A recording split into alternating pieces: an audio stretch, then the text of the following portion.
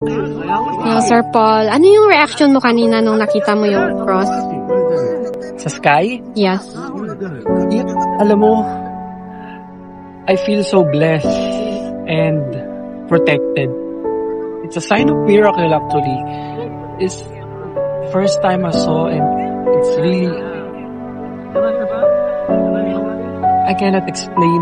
There's no exact word for this. Napaka-divine talaga at napaka-great ni Lord kasi look at the sky kanina. I forgot to take videos nga but I have photos. I can show you. Yung sky, nag-form talaga siya ng cross. As in, nakakakilabot talaga siya. Once in a lifetime lang talaga siya mangyayari na mag-form ng ganun. Perfect cross talaga. And then I bring my cross na gift ng friend ko. You know, I take photos, I pray.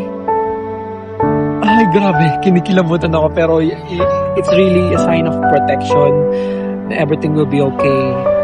Francis, everything will be okay. I'm with you. Parang ganun yung gusto niyang sabihin kasi alam mo pag nagpe-pray kasi tayo bilang isang tao, hindi naman nag-a-answer agad yan si Lord eh.